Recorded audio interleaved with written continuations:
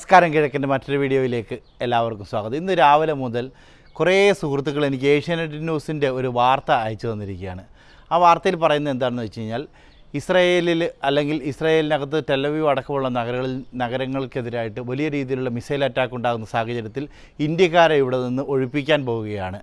Egypt, Jordan വഴി ഇന്ത്യക്കാരെ ഒഴിപ്പിക്കാനുള്ള പദ്ധതി കേന്ദ്രം തയ്യാറാക്കുന്നു എന്ന രീതിയിൽ, അല്ലെങ്കിൽ അടിയന്തരമായിട്ട് ആളുകളെ ഇവിടുന്ന് ഒഴിപ്പിക്കുന്ന ഒരു സാഹചര്യമുണ്ട് എന്ന രീതിയിലാണ് ആ വാർത്ത റിപ്പോർട്ട് ചെയ്യുന്നത്.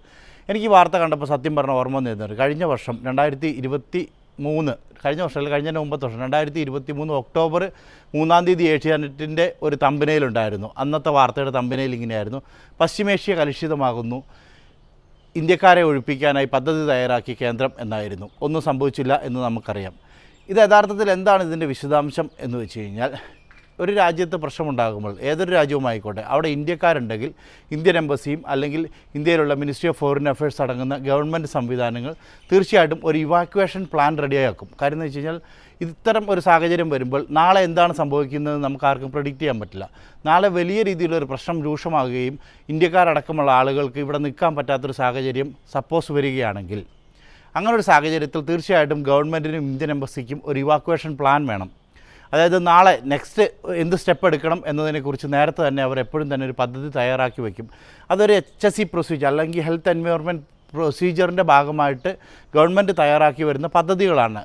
അതല്ലാതെ ഒരിക്കലും അടിയന്തരമായിട്ട് ഇന്ന് അല്ലെങ്കിൽ അടുത്ത ദിവസങ്ങളിൽ തന്നെ ആളുകളെ ഒഴിപ്പിക്കുന്നു എന്ന രീതിയിലുള്ള ഒരു ഗവൺമെൻറ് സംവിധാനങ്ങളിൽ നിന്നോ, ഇവൻ ഇന്ത്യൻ എംബസിയിൽ രാവിലെ വിളിച്ച് അന്വേഷിച്ചിരുന്നു. അവരും പറയുന്നു ഇപ്പം അങ്ങനെ ഒരു സ്റ്റെപ്പ് എടുക്കേണ്ട ഒരു സാഹചര്യം ഇസ്രായേലിലില്ല. നമ്മൾ ഇസ്രായേലിൽ ജീവിക്കുന്ന മലയാളികൾക്ക് നമുക്കറിയാം ഇവിടെ എന്താണ് സംഭവിക്കുന്നത്. യഥാർത്ഥത്തിൽ ഇന്നലെ മൊത്തം എൻ്റയർ നൈറ്റും എല്ലാ വാർത്താമാധ്യമങ്ങളും, നാട്ടിലെ വാർത്താമാധ്യമങ്ങൾ പ്രേഷണം ചെയ്തിരുന്നത് എന്താണെന്ന് വെച്ച് കഴിഞ്ഞാൽ, ടെലവീവിനെതിരെ വലിയ രീതിയിലുള്ള അക്രമം വരാൻ പോകുന്നു, ടെലവീവിൽ നിന്ന് ആളുകൾ ഒഴിഞ്ഞു പോകുന്നു, അല്ലെങ്കിൽ വലിയ രീതിയിലുള്ള പലായനം ടെലവീവിൽ സംഭവിക്കുന്നു എന്ന രീതിയിലായിരുന്നു ഇന്നലെ വാർത്ത പുറത്തുവിട്ടിരിക്കുന്നത്. ഇന്നറിയാം, ഇന്ന് ഈ നേരം വരെയും ടെലവീവിലേക്ക് അല്ലെങ്കിൽ ഇസ്രായേലിലേക്ക് രൂക്ഷമായ രീതിയിൽ എന്ന് പറയാൻ പറ്റുന്ന രീതിയിൽ 2 മിസൈൽ അറ്റാക്കുകൾ ഉണ്ടായിരുന്നു. സത്യമാണ്. ഇന്ന് വെളുപ്പിനെ ഉണ്ടായിരുന്നു.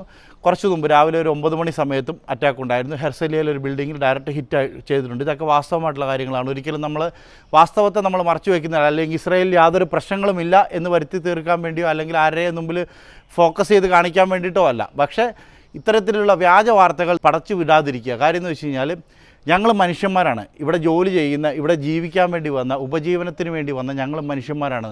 പലരും ചോദിക്കാറുണ്ട് ഞങ്ങൾ സുരക്ഷിതരാണോ എന്ന്. സുരക്ഷിതരാണ്. ഏതുവരെ നമ്മളൊരു ബങ്കറിൽ പോയി തിരിച്ചു വരാൻ പറ്റുന്നു എന്ന് നമുക്ക് ഉറപ്പുവരുത്തുന്ന ആ നിമിഷം വരെയും ഞങ്ങൾ സുരക്ഷിതരാണ്. ഇപ്പോൾ ഈ സംസാരിക്കുന്ന സാഹചര്യത്തിലും മനുഷ്യന്മാർ, അല്ലെങ്കിൽ ഞങ്ങളെല്ലാവരും മലയാളികൾ, ഇന്ത്യക്കാരെല്ലാം ഇവിടെ സുരക്ഷിതരാണ്. തീർച്ചയായിട്ടും IDF-ലും ഇസ്രായേലിൻ്റെ സംവിധാനങ്ങളിലും ഇപ്പോഴും അടിയുറച്ച് വിശ്വസിക്കുന്നത് കൊണ്ടാണ് ഈ മണ്ണിൽ കാലുറച്ച് നിന്നുകൊണ്ട് ഞങ്ങൾ പറയുന്നത് ഞങ്ങൾ ഇസ്രായേലിനോടൊപ്പം നിൽക്കും, ഇസ്രായേൽ ഗവൺമെൻറ് ഞങ്ങളെ പ്രൊട്ടക്റ്റ് ചെയ്യും എന്ന വ്യക്തമായ ബോധ്യം ഞങ്ങൾക്കുണ്ട്. ഇതൊരിക്കലും നമ്മൾ വിധിയെ വെല്ലുവിളിക്കുകയോ അല്ലെങ്കിൽ മറ്റേതെങ്കിലും ഒരു പ്രസ്ഥാനത്തെയോ ഒരു ജാതിയെയോ മതത്തെയോ രാജ്യത്തെയോ അപമാനിക്കാൻ വേണ്ടി ചെയ്യുന്നതല്ല. ഇത് ഞങ്ങൾക്ക് ജീവിക്കാൻ വേണ്ടിയല്ല, ജീവിതത്തിന് വേണ്ടിയുള്ള സമരമാണ്. ഞങ്ങൾ നിങ്ങളെപ്പോലെ അല്ലെ ആയിരക്കണക്കിന് ലോകത്തിൻ്റെ പല ഭാഗത്ത് പോയി ജോലി ചെയ്യുന്ന പ്രവാസികളെപ്പോലെ നിങ്ങളിതൊരു പ്രവാസിയാണ് ഞങ്ങളും.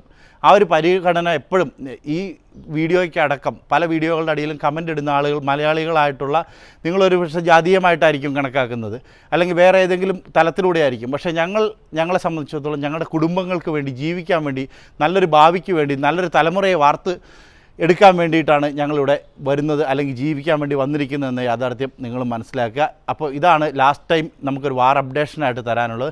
നിലവിലത്തെ സാഹചര്യത്തിൽ ഇന്ത്യൻ എംബസിയോ അല്ലെങ്കിൽ ഇന്ത്യൻ ഗവൺമെൻറ് അടക്കം ഇവിടുന്ന് എമർജൻസി ഇവാക്യുവേഷൻ ഒന്നും തന്നെ ചെയ്യുന്നില്ല എന്നുള്ളതാണ് നമുക്കറിയാൻ സാധിക്കുന്നത്. തീർച്ചയായിട്ടും നേരത്തെ പറഞ്ഞ പോലെ ഒരു ഇവാക്യുവേഷൻ പ്ലാൻ അത് ഗവൺമെൻറ്റിൻ്റെ ഒരു ഗവൺമെൻറ് സംവിധാനം എന്ന് പറയുന്നത് എപ്പോഴും ഫ്യൂച്ചറിസ്റ്റിക്കായിട്ട് ചിന്തിക്കുന്ന ആളുകളാണ്. ഇപ്പോൾ ഞാനോ അല്ലെങ്കിൽ നമ്മൾ പലരും ചിന്തിക്കുന്നതിനെക്കാട്ട് എത്രയോ പടി മുകളിലാണ് ഗവൺമെൻറ് ഉദ്യോഗസ്ഥർ ചിന്തിക്കുന്നത്. കാര്യം എന്ന് വെച്ച് കഴിഞ്ഞാൽ, നമ്മുടെ എല്ലാം ജീവൻ്റെ ഉത്തരവാദിത്വം അൾട്ടിമേറ്റ്ലി ഇസ്രായേലിൽ നിൽക്കുന്ന സാഹചര്യത്തിൽ ഇസ്രായേൽ ഗവൺമെൻറ്റിനും അതുപോലെ തന്നെ ഇവിടെയുള്ള ഇന്ത്യൻ എംബസിക്കും ഇന്ത്യൻ ഗവൺമെൻറ് അധികൃതർക്കുമാണ്. സോ അതിന് വേണ്ട ഫ്യൂച്ചറിസ്റ്റിക് ആയിട്ടുള്ള പ്ലാനുകൾ അവരെപ്പോഴും തന്നെ പദ്ധതി തയ്യാറാക്കിക്കൊണ്ടേയിരിക്കും. അതൊരിക്കലും നമ്മളെ ഉപദ്രവിക്കാൻ വേണ്ടിയിട്ടുള്ള അങ്ങനെ ഏതെങ്കിലും ഒരു എമർജൻസി സിറ്റുവേഷൻ വരികയാണെങ്കിൽ തീർച്ചയായിട്ടും ആദ്യം അറിയുന്നത് എന്തായാലും കേരളത്തിലെ മാധ്യമങ്ങളായിരിക്കും. കാരണം ഇവിടെ നടക്കുന്ന കാര്യങ്ങൾ ഇവിടത്തേക്കാട്ടും കൂടുതൽ പൊടുപ്പും തൊങ്ങലും വെച്ച് അവതരിപ്പിക്കുന്ന കേരളത്തിലെ മാധ്യമങ്ങളാണല്ലോ.